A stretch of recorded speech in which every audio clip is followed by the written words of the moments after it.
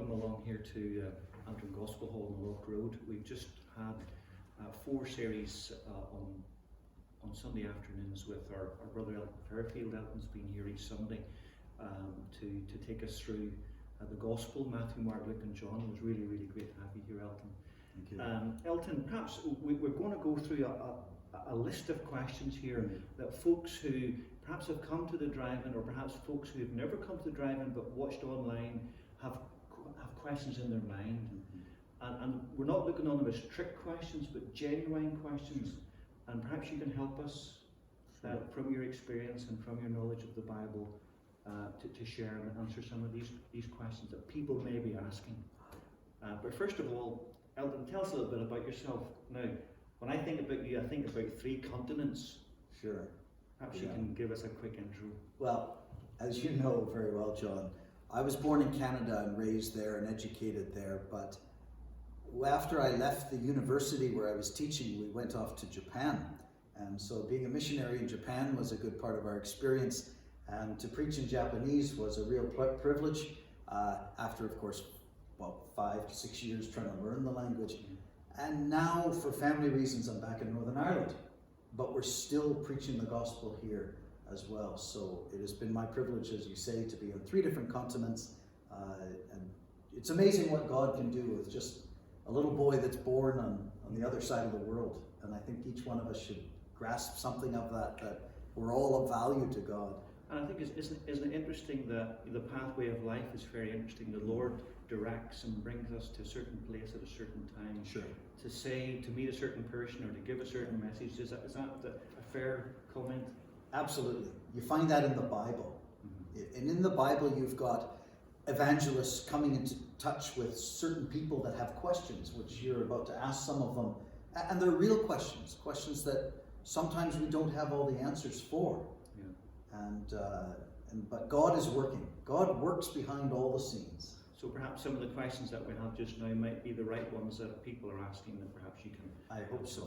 Yeah. Okay, we'll start off with some questions around the existence of God and the validity of the Bible. Yeah.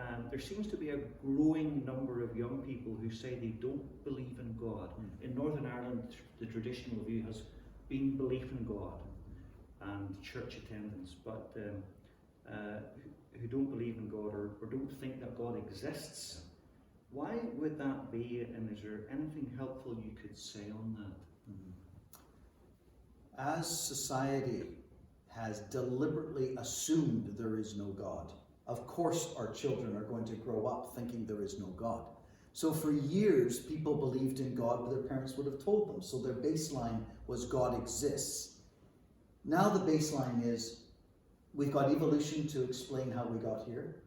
We've got all the toys to keep us amused. Therefore, we don't need God. In fact, I think I am God. You are God. And with that now as our baseline, you'll get that on the internet, you'll get that on the various forms of media. And I would believe it. I mean, the selfie sounds like a good start to making yourself God, doesn't it? And everything's always focused on us. So the more we focus on ourselves, that becomes the standard. So then children growing up say, there must not be a God. We have our mobile phones, we've got our toys, we've got this and that. We don't need God. And so that, I suggest, is why we have lots of people nowadays. They start with assuming there is no God, which is a tragedy, and it's a denial of the wonders of creation around about us. Yeah. And also a denial of God and a focus on ourselves as almost gods in the centres of our world creates a greater sense of selfishness. Would that be one of the reasons for a more selfish society? And amazingly, the more we make ourselves God, the more dissatisfied we become, the more suicidal we become, the greater the expectations. Everything is out of sync because we've put ourselves at the center rather than God. I remember a good friend of mine saying, it's not good to look into yourself too much because it's pretty dark in there. Everyone has a dark side, is what the Japanese neighbor would have told me. Yeah. Everyone's got a dark side. I agree with you. Yeah. Next question here, Elton. Some people think that science has made God redundant and has explained God away. Does science have the answer to everything? Science doesn't have the answer to love. Science doesn't have the answer to life. We can study all about life, but we can't create life. It can't even explain love. And some of the best things that we enjoy, this affection and love and joy, are all beyond some sort of a scientific, organic explanation. So evolution does not explain things. It's a theory that some have put together to try to get rid of God. You ever notice that? That theories are concocted by people. They want rid of God. Evidence-based faith is look at the evidence and see God. But if I assume away God at the start, or I don't want there to be a God, it's amazing what stories we come up with. So science has not explained everything. They're just far, far from it. What's interesting about the word science means knowledge, doesn't it? True knowledge is the fear of God, is knowing God.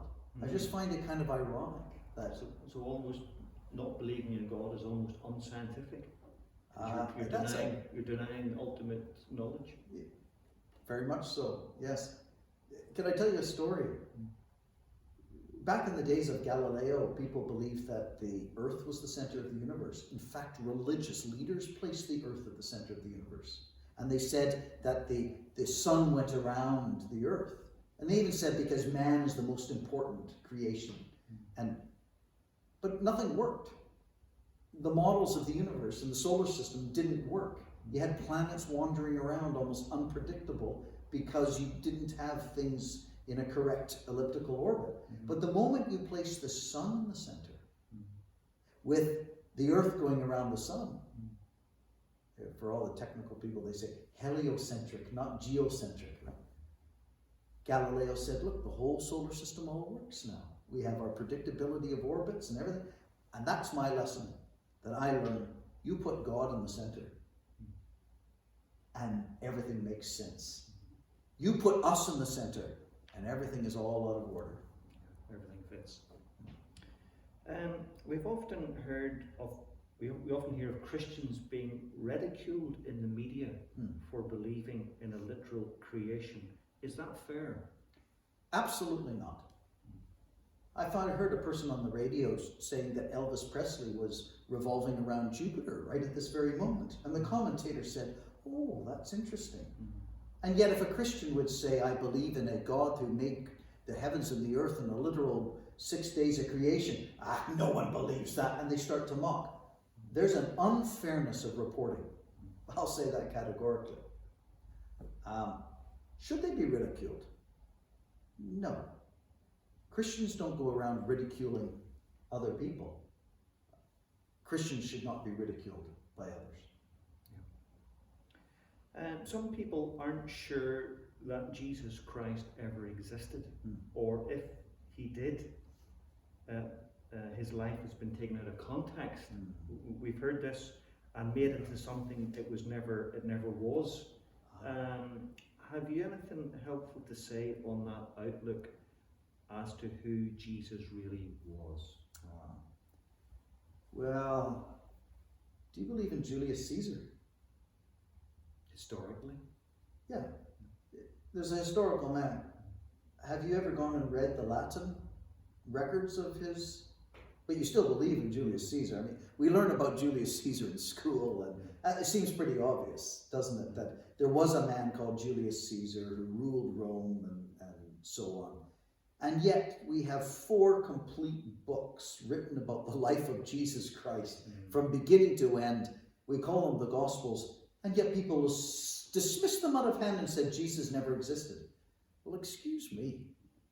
But whenever there are witnesses, eyewitnesses, people that walked with him and talked with him and wrote it down, in that, even that generation, without anyone protesting saying Mark got it wrong, no, we've got to accept the evidence that there was a man called Jesus who lived about 2,000 years ago. All four Gospels speak about miracles that he did, his death on the cross. We do not have the record of anyone else in that time of history like we do of Jesus Christ. The witness-based evidence, testimony rather, that's tremendous, undeniable. It's also been said he's the most attested character in history. That's very interesting that you would say that. I was just alluding a minute ago to the fact that Mark had written down his gospel within about 20 years, we reckon, of Jesus living and dying and rising again. That means there was a whole generation that would have been able to say they were at Jerusalem. And we don't have one single letter among themselves saying it didn't happen that way. And the Christians from all over wrote letters. In fact, the entire New Testament could be pieced together by letters that people wrote back and forth at that time. I just find that the evidence is overwhelming. And there were secular historians at that time who wrote about Jesus, and that's right. It's even unbelievers, right, in Rome speak about Christos, who gave the ultimate sacrifice. And so people will hear names like Pliny the Elder and the Younger, and these Roman historians, they wrote it down. Here's what it is. If you want to believe something, you gather evidence and see if it's true. There is so much evidence about the existence of Jesus Christ that if someone denies it, well, they're just throwing out all the evidence completely, and they're not being true to themselves. We hear about confirmation bias, but it can work both ways for the believer and the unbeliever, can't it? What do you mean by confirmation bias now? You listen to what you want to believe, and what you think fits what you want to believe. Sure. It reconfirms. Sure. And I'm sure someone listening to us right now, there's going to be some that are just listening very carefully to find negative things to say, and there'll be others that will be saying, John just said something fantastic there. You're quite right. We do have a bias. Let's make no mistake. We all have a bias. But look at the evidence. This is what I say to young people today. Look at the evidence. Read the accounts of Jesus Christ. And I challenge you. I challenge you. Then say he doesn't exist. Yeah. Thanks, Elton. And just one last question in this section here. There's another viewpoint that the message of Jesus has been changed through the years, and what was recorded in the Gospels, which you mentioned, and the New Testament has been altered and corrupted by those with other vested interests. I've heard that many, many times. Is there any truth in that? Absolutely not. I would totally refute that. And the reason being is that people that try to tell me that have never looked at manuscripts. They've never looked at the Greek manuscripts of the New Testament.